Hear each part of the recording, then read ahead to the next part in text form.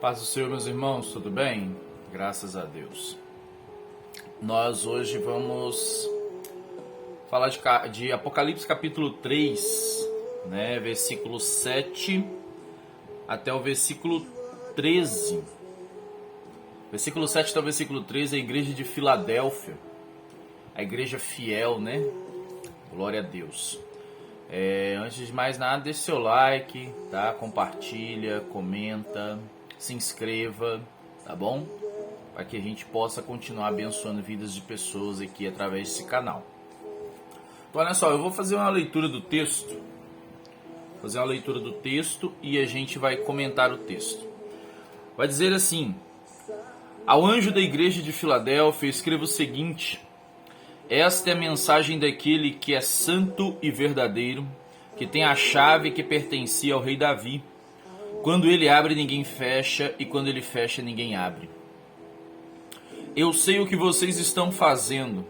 Sei que tem pouca força. Vocês têm seguido os meus ensinamentos e têm sido fiéis a mim. Eu abri diante de vocês uma porta para que ninguém pode fechar. Escutem. Quando aquela gente que pertence a Satanás, aqueles mentirosos que afirmam que são judeus, mas não são, eu farei com que eles venham e caiam de joelhos diante de vocês. E todos eles saberão que eu amo vocês.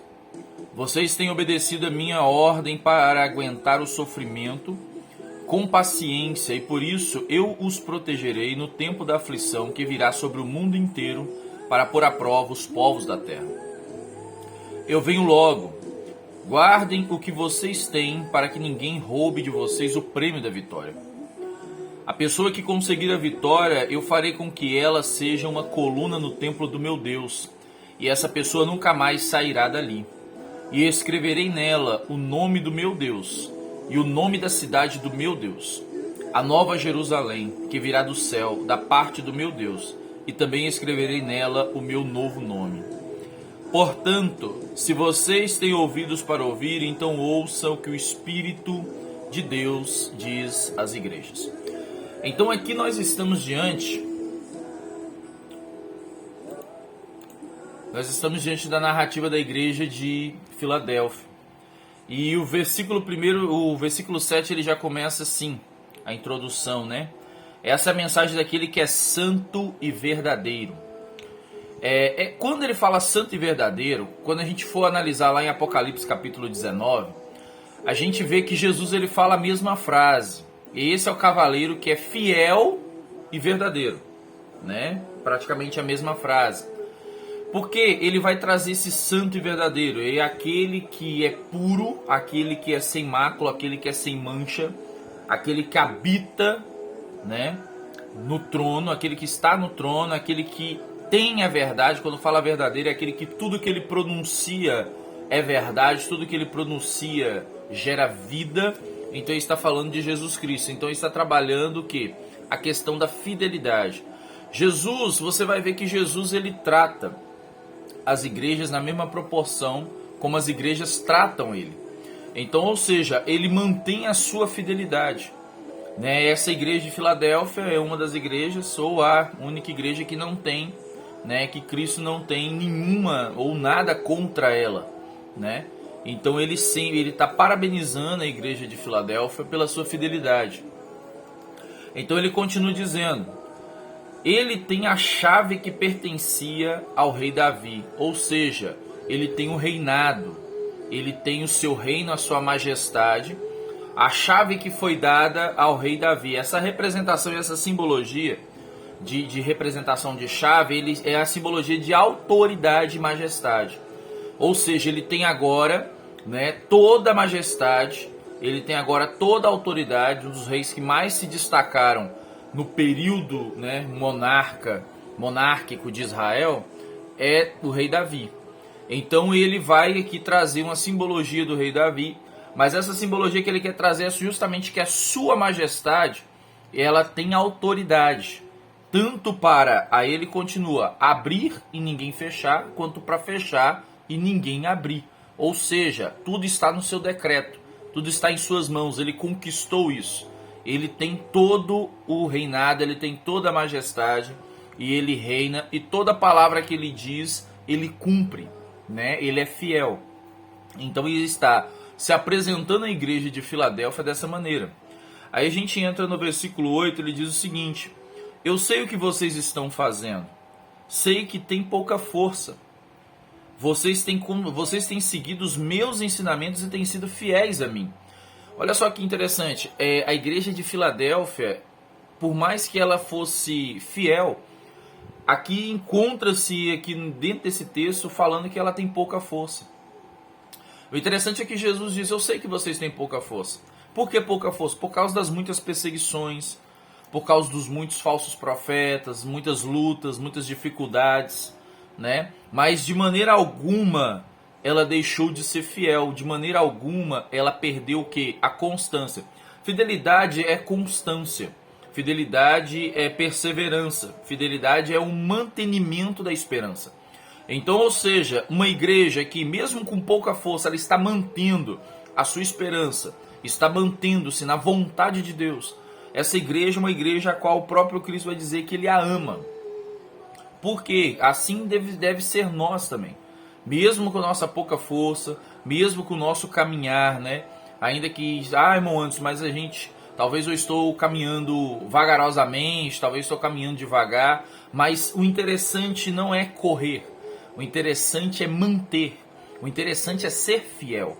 Não é a gente correr e como se fosse uma corrida quem chega primeiro. Mas a igreja de Filadélfia, mesmo ela com pouca força, de tanto batalhar, de tanto lutar, ela estava mantendo a sua fidelidade e se mantendo na palavra. Por quê? Para que mantesse e alimentasse a sua esperança.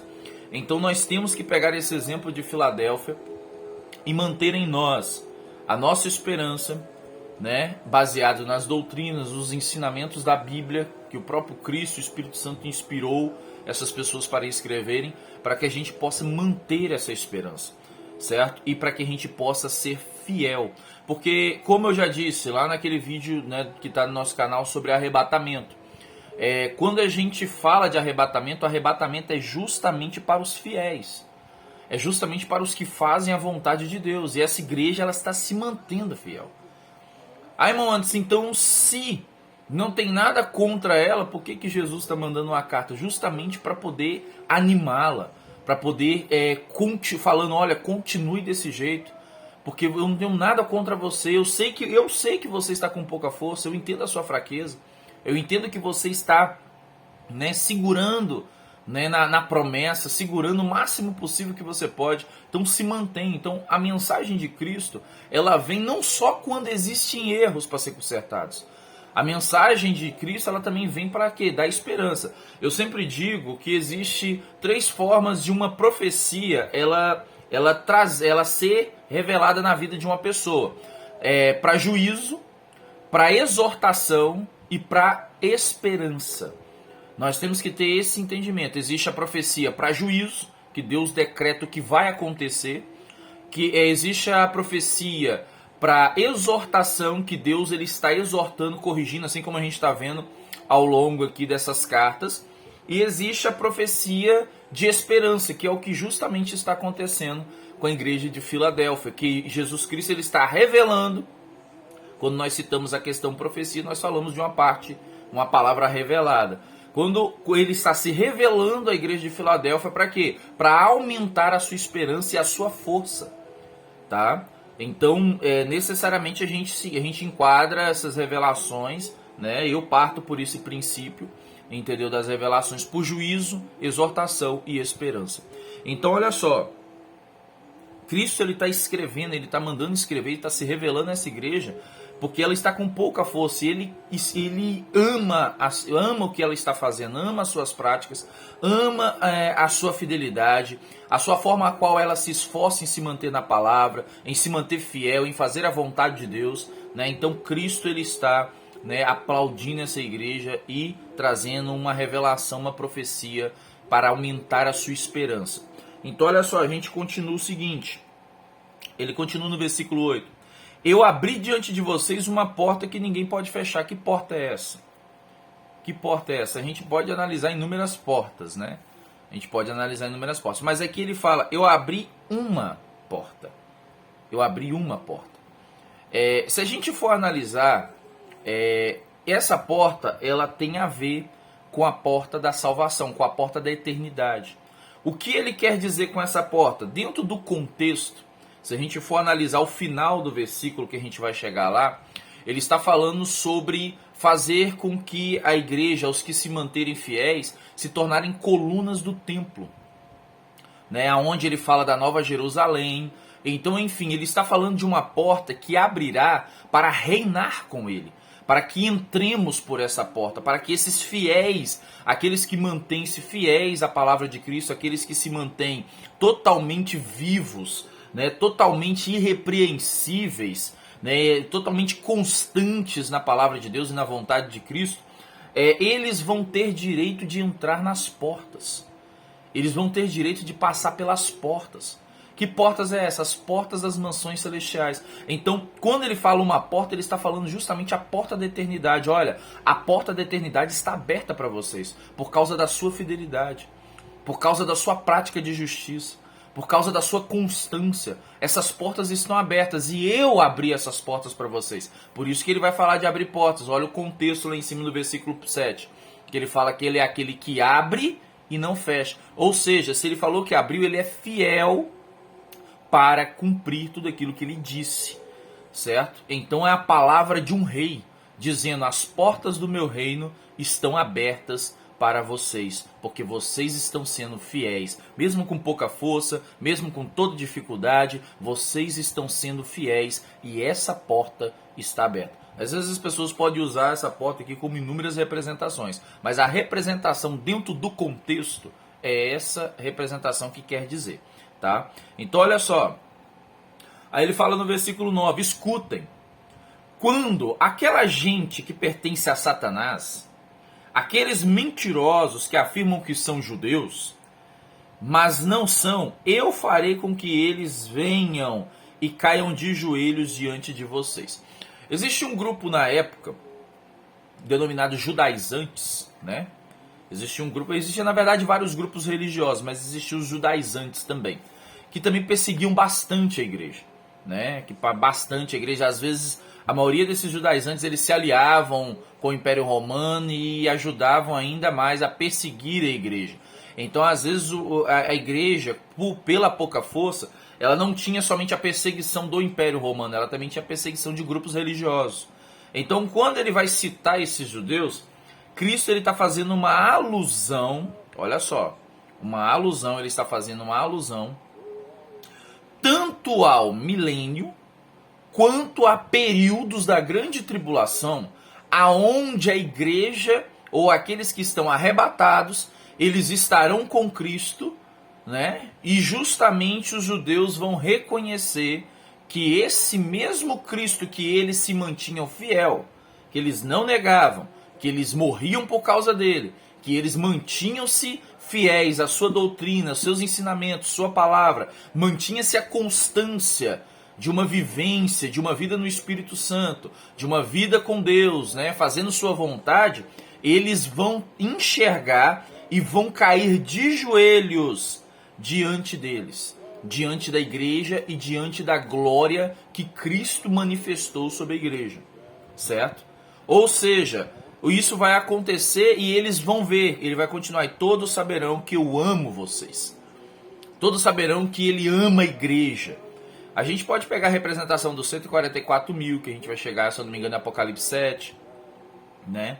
A gente pode chegar e pegar a representação, né, do milênio, a gente pode pegar a representação de todo o contexto da grande tribulação, aonde se revelará Cristo, né? A sua justiça, o seu juízo, e por causa da igreja, eles pagarão e estarão pagando, né? Estarão adentrando essa grande tribulação por justamente não ouvirem a mensagem que a igreja foi outorgada para propagar o evangelho, entendeu?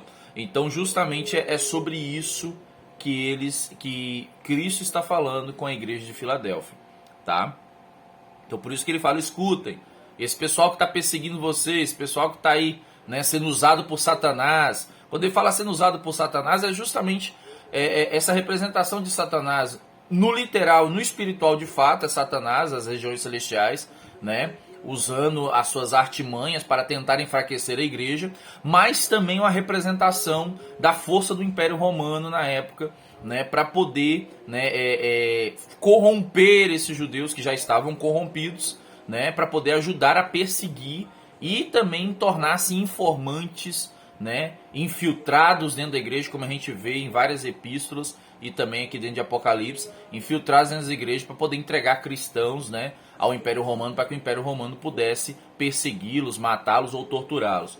Ou seja, ele está falando justamente acerca disso. Então no versículo 10 ele fala o seguinte: vocês têm obedecido a minha ordem para aguentar o sofrimento com paciência. E por isso eu os protegerei no tempo da aflição que virá sobre o mundo inteiro para pôr à prova os povos da terra. Ele está citando a grande tribulação. Olha só, vocês estão obedecendo a minha ordem, né, para aguentar o sofrimento. Vocês estão obedecendo tudo que eu estou falando e para aguentar o sofrimento. Entenda uma coisa. O interessante é que é o seguinte, ele não fala, vocês estão obedecendo a minha ordem e por isso estão aguentando o sofrimento. Não, ele está falando o seguinte, vocês estão obedecendo a minha ordem para aguentar o sofrimento. Ou seja, obedecer aquilo que Jesus fala, viver aquilo que Jesus fala, viver a vontade de Deus, viver em comunhão com Deus, faz com que nós suportamos sofrimento. Sério, irmãos, sério. Quando nós, Romanos vai dizer isso, né? É isso que Romanos vai dizer, se não me engano, Romanos capítulo 5, versículo 1, né? Que fomos justificados com Cristo e isso, pela fé, o que nos traz paz com Deus. Ou seja, nós temos paz com Deus através da justificação, através da salvação em Cristo Jesus pela fé. Ou seja, pela fé, por crer, por ser fiel, por acreditar. Então nós temos paz com Deus e essa paz com Deus é comunhão. E essa comunhão nos ajuda a suportar todo tipo de sofrimento. Tá? Todo tipo de sofrimento. Tribulação gera paciência, paciência gera esperança e por aí vai. Tá? Então olha só, então é disso que ele está falando. Agora virá um grande sofrimento sobre o mundo. Virá um grande sofrimento que colocará os povos da terra em prova, né? Mas vocês que estão, né, suportando com paciência, por que paciência? Porque depois da paciência vem o quê? Esperança. Nós suportamos com paciência porque a paciência produz esperança. A paciência produz esperança e a esperança é a nossa fidelidade em Deus. A nossa fidelidade de que Ele vai cumprir tudo aquilo que Ele prometeu. Então olha só, aí ele continua no versículo 11. Eu venho logo, guardem o que vocês têm para que ninguém roube de vocês o prêmio da vitória. O que a igreja de Filadélfia tem? Aqui nós já descobrimos. Ela tem a fé, ela tem a esperança. Ela não abre mão disso. Ela não abre mão da sua fé, ela não abre mão da esperança. Meu querido, não abra mão da fé em Cristo Jesus. Não abra mão da esperança em Cristo Jesus. Meu ano está difícil, eu estou com pouca força. Jesus sabe disso. A Bíblia não fala que ele sabe aqui da igreja de Filadélfia a sua pouca força, mas Jesus se revela a nós. O Espírito Santo de Deus se revela a nós e ele aumenta a nossa esperança, ele aumenta a nossa fé. Não desista da promessa que Cristo tem de arrebatar a sua igreja e de nós vivermos com ele eternamente. Não se esqueça disso. Não troque isso por nada na vida. Não troque, porque essa é a única garantia que nós temos de nós não vivermos nesse mundo caído e vivermos eternamente reinando com Jesus Cristo. Aí ele vai continuar no 12. A pessoa que conseguir a vitória, eu farei com que ela seja uma coluna no templo do meu Deus, e essa pessoa nunca mais sairá dali. Ou seja, ele promete que haverá habitação eterna. Ou seja, essas pessoas farão parte, como a Bíblia vai dizer, que o tabernáculo, que a igreja será o tabernáculo de Deus. Apocalipse 21, se eu não me engano, vai dizer isso, que ela se tornará o templo de Deus, ela será o seu povo e Deus será o seu Deus, o Deus desse povo. Então, ou seja, essa igreja será o próprio tabernáculo de Deus. Deus não vai ter templos lá em cima construídos. Deus vai ter a sua própria igreja, né, lavada, remida, glorificada, né, com corpo glorioso, aonde ele habitará no meio dela. Apocalipse 21, 22, versículo 3, vai dizer justamente isso, que o trono de Deus estará ali a todo momento, né, em toda a eternidade. O trono de Deus estará fixo no meio de toda a igreja. Ou seja, Deus habitará no meio da igreja, no meio de todos os povos. Ele não se afastará. Nós estaremos tão perto, mas tão perto da glória de Deus como nunca, né, para toda a eternidade. Então é disso que ele está falando. Ele continua: e escreverei nela o nome do meu Deus e o nome da cidade do meu Deus, a nova Jerusalém, né, que virá do céu da parte do meu Deus, e também escreverei nela o meu novo nome. Olha só, quando ele fala que o nome que escrevi nela, o nome do meu Deus e o nome da cidade do meu Deus, entenda uma coisa, ainda em Apocalipse 22, versículo 4, vai dizer que e colocou o nome dele na testa de todos, ou seja, o nome de Deus estava gravado na testa de todos aqueles que habitavam eternamente com Deus, ou seja, dizendo, todos são meus, todos foram comprados, todos são propriedade minha, são selados, é o meu povo. Olha só que magnífico, que lindo. E a Nova Jerusalém, quando se trata de Nova Jerusalém, ainda no capítulo 21, a gente vai ver e vai perceber que ela será a capital espiritual, né, do novo mundo, né, do mundo espiritual. Ela será a capital espiritual, né, onde a igreja estará ali reunida. Então, olha só, o versículo 13 é o versículo de praxe, né, que vai dizer, portanto, se vocês têm ouvidos para ouvir, então ouça o que o Espírito diz às igrejas. Meus queridos, que o Senhor Jesus Cristo, ele possa aumentar a nossa fé, aumentar a nossa força, se revelar, né, quando for necessário nas nossas vidas, para que a gente possa aumentar a esperança, aumentar a fidelidade. Não deixe a fidelidade desaparecer na sua vida. Não deixe de crer.